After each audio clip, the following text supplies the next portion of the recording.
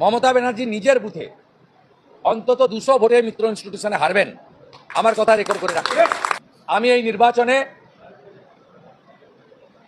নির্বাচন commission, returning officer সহ sector officer, presiding officer সহ পোলিং পার্টি, কেন্দ্রীয় আধা সামরিক বাহিনী সহ স্পেশাল পুলিশ অবজারভার এবং কলকাতা পুলিশের একটি বড় অংশকে ধন্যবাদ জানাবো। আলিপুর, ভবানীপুর, চেতলা, কালীঘাট এই থানাগুলির কর্তা ব্যক্তিরা যেভাবে মেরুদণ্ড সোজা রেখে ইলেকশন কমিশনের নির্দেশ কার্যকর করেছেন, হ্যাটস অফ টু এভরিবডি।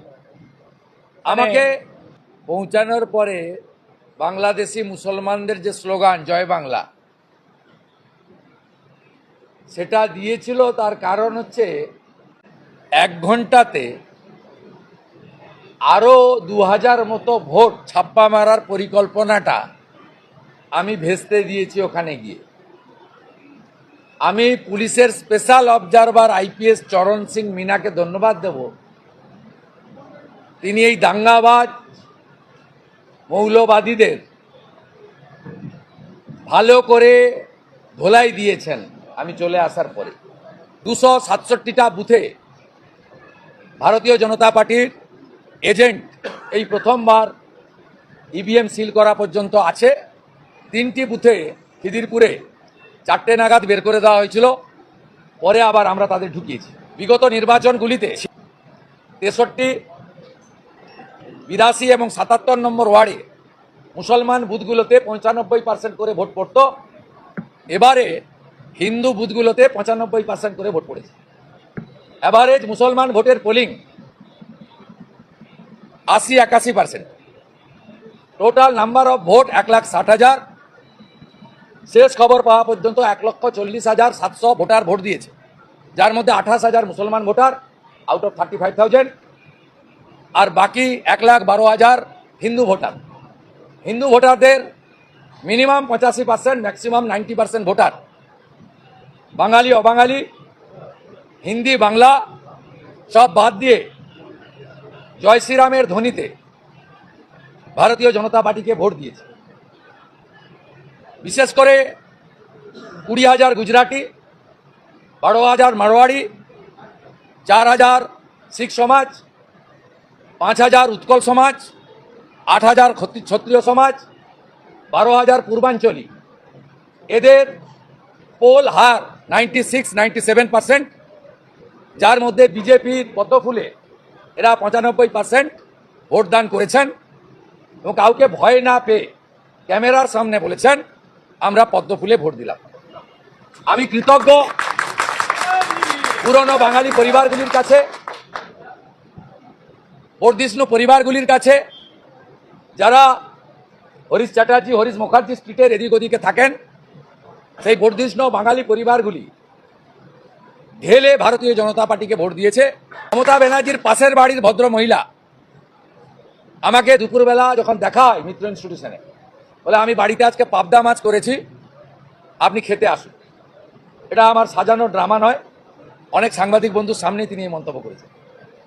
আমি যখন বিকালবেলা রমেশ মিত্র ইনস্টিটিউশনে যাচ্ছিলাম, সেখানে অনেকগুলো গরিব মানুষ, আমি তাদের বস্তি ঝুপড়ি এসব বলে বলতে চাই না, তারাও সমাজের নাগরিক, সহনাগরিক, কিন্তু তারা অর্থনৈতিকভাবে দুর্বল, বড় লোকের বাড়িতে, অর্থনৈতিকভাবে শক্তিশালী লোকের বাড়িতে পরিচারিকার কাজ করে জীবনযাপন করেন। তারা যেভাবে ডেকে নিয়ে আমাকে ভালোবাসা দিয়েছেন, আমি ভবানীপুর এলাকায় যত আয়া, সেবিকা এবং পরিচারিকা মা এবং দিদি আছে তাদের প্রণাম জানাচ্ছি। আমি আশাবাদী না, আমি নিশ্চিত 7টি ওয়ার্ডে আমার ন্যূনতম 30,000 লিড থাকবে। মমতা ব্যানার্জি 10 থেকে 12,000 লিড পাবেন 77 নম্বর ওয়ার্ডে। ন্যূনতম 20,000 ভোটে এখান থেকে বিজেপি প্রার্থী জিতবেন এবং মমতা ব্যানার্জি দ্বিতীয়বারের জন্য হারবেন এবং কার্যত তাকে রাজনৈতিক বানপ্রস্থে যেতে হবে। আমাকে এই নির্বাচন খিদিরপুরে ইরশাদ নামে কলকাতা পুলিশের একজন বিয়াদব অফিসার একটি প্রশ্ন করেছিলেন। আমি তাকে চিনে রেখেছি, তার নাম নোট করে রেখেছি। 4 তারিখের পরে ওই ভদ্রলোকের সঙ্গে আমার দেখা হবে। সবচেয়ে আপনাদের ভবানীপুরের ক্ষেত্রে ক্যামেরার সামনে যারা মুখ লোকায় তারা কিন্তু খুলে ক্যামেরার সামনে এবারে খুলেছে, বন্ধ খুলে ভোট দিয়ে এলাম। কেউ হিন্দিভাষী বলেছে কমলে ভোট দিয়ে এলাম, অনেকেই বলেছে পরিবর্তনের পক্ষে ভোট দিয়ে এলাম। গুটিকত পৌরসভার 100 দিনের কর্মচারী আর 77 নম্বর ওয়ার্ডে কিছু বাংলাদেশি মুসলমান র্যাডিক্যাল মাদ্রাসায় পড়া কিছু অর্বাচীন ছাড়া বাকি সকলের কাছ থেকে ভালোবাসা কুড়াতে কুড়াতে আমি এই নির্বাচনী পরিক্রমা শুভ করি। দুটো জিনিস আমার তৃণমূলকে নিয়ে আমার দু তিনটে অভিজ্ঞতা। প্রথম হচ্ছে মমতা ব্যানার্জির আমি জুনিয়র ছিলাম, মানে পলিটিক্যালি জুনিয়র ছিলাম, বয়স তো এখনো জুনিয়র। অসীম বসুর বাড়িতে মমতা ব্যানার্জি আপনাদের নিয়ে একটা ভালো আড্ডা বসিয়েছিল। আমার গাড়িটা দেখে অসীম বসুর ঘরের ভিতরে ঢুকে যাওয়া ওনার কোনো কথা ছিল না। আমি সভ্যতা জানি, রবীন্দ্রভারতী বিশ্ববিদ্যালয়ের মাস্টার্স। আমি আর যাই করি, আমি ওনাকে ওখানে গিয়ে আক্রমণ করতাম না।